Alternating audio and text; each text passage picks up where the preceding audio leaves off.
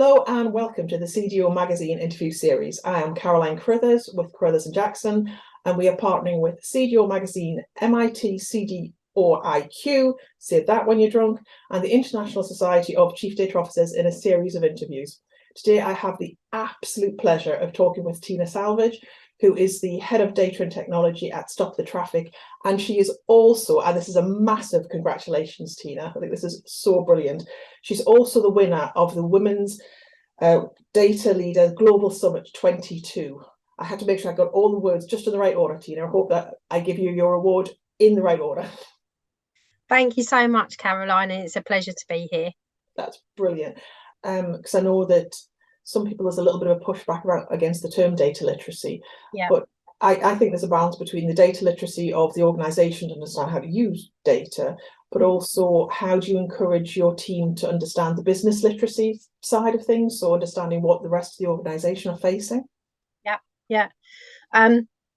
Again, I think that's about bringing people together and bringing people on a journey, and it doesn't matter which team it is, just understanding what each other does, and how actually and having data literacy as part of BAU actually then makes for a better working environment and better team collaboration. Yeah, I think that makes perfect sense. Since you're relatively new at Stop the Traffic, how much did you find that you had a legacy infrastructure to have to deal with? Because data technology moves on quite fast. It does, and yes, there is quite a large sort of legacy infrastructure at Stop the Traffic. Stop the Traffic, we're incredibly fortunate in terms of the traffic analysis hub to have IBM sponsorship to build that. And so the traffic analysis hub itself is brilliant, but as we all know, everything moves on very quickly in this world, especially in the world of AI, and so I think there is always a need for change and improvement. I think sometimes I've been in a position again in the past where the legacy systems, you don't quite know how they're integrated with each other. The people have left the building, there's no documents, and so essentially having that kind of legacy system, which I'm lucky that I'm not kind of facing at the moment, but it can obviously stop progression and it can stop change, just because you don't know which one to tackle first, because you don't know what the impact's going to be, essentially. So I have been in that position, and I do totally understand the impact of that. So do you currently have your ideal integration, or do you have something else in mind that you're going to move towards? Yeah, I think I think we've got quite a good integration, but again, we want to move forwards. You can't, if you don't move forwards and don't change, then we're going to quickly become not relevant in terms of the way that we actually provide our data, and how we handle our data. So it will never be perfect. I don't think anyone can ever say that their systems are perfect. And again, they move on so fast, don't they? So it'll be really hard to. So you mentioned AI there. So if we talk a little bit about sort of analytics, AI, machine learning, I don't know about you, but I'm still getting a sense that people are getting a little frustrated. They're not getting the value from those kind of investments. Do you find that as well? Yeah, I think the problem with that is, again, I keep using the word journey, but AI is on a journey, and not many companies have yet. I don't think they've actually realised what their destination is quite yet. And connecting the dots between cloud-based infrastructure and analytic capabilities can be quite difficult to do.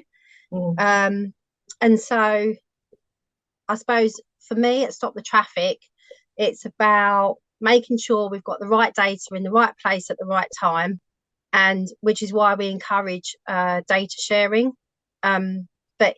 But again, I think people saying that they're not getting value is simply because they haven't quite figured out where they want to be with it. Yeah, and if you don't know where you're going, it's really hard to say whether you're getting close to the destination or not, isn't it? Yeah. Yeah, I think that's really cool. So what do you think is the most exciting things to be currently going on in that kind of space? Okay, so for me, there's a couple of things. So at Stop the Traffic, again, we're very interested in understanding false advertising, Mm, because we do get a lot of people trapped and trafficked simply because of false advertising. And so we have a really good toolkit in our armory, which allows us to understand the text in this regard. And actually, we can determine if an ad is false or not from the text. mhm. What we can't do is determine at right now if the imagery that relates to the text, how that can help us. And I think it'd be really exciting in terms of AI if we can get to a point where we can align the image with the text and then really understand that that's false advertising. Yeah. And then the other exciting thing I think is at the moment, particularly in financial institutions, um, in terms of the way that the money flows through the financial institutions, cross border payments.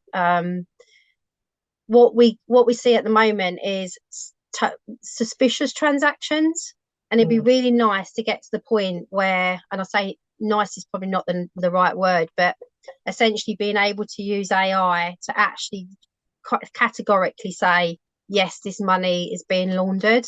It's not just a suspicion anymore. We know for sure. And I genuinely believe both of those things that I'm quite excited about that will happen in the future. And I hope sooner rather than later. yeah, because they can make such a massive difference. It's impressive. Yeah, really. Just before I let you go, because it's been Mhm. fascinating talking to you, if you had advice or one thing that you could tell somebody starting out in the data space, so as a leader in this industry, what thing would you like to share with them? Oh, wow. Okay. I would just say make sure you understand everything that you want to implement before you try and implement it. And I would also say there are some really good courses out there. Probably not allowed to give the names on this call, but essentially there are some really great courses out there that allow you to go and learn about cloud capabilities. Mm, And I would highly recommend that anyone starting on this journey goes and does that. And you learn so much, and you can learn from peers. You can obtain mentors. I would also say if you even going onto LinkedIn, go and join the groups that are on LinkedIn mm. that talk about data governance. Ask questions on those groups. People are so helpful. In even now, if I'm stuck, I will go on one of the groups that I'm on LinkedIn and say, "Can someone please give me a piece of advice?" Or has somebody come across this before? This community of data officers, it doesn't matter what level you're at, people are so helpful. So I would highly recommend that. Sounds like brilliant advice to me. Thank you. Thank you so much, Tina, for speaking to me today. It's been fascinating talking to you, so I hope you've enjoyed it too. Everybody, please visit cdomagazine.tech for any additional interviews, and thank you for joining us today. Thank you.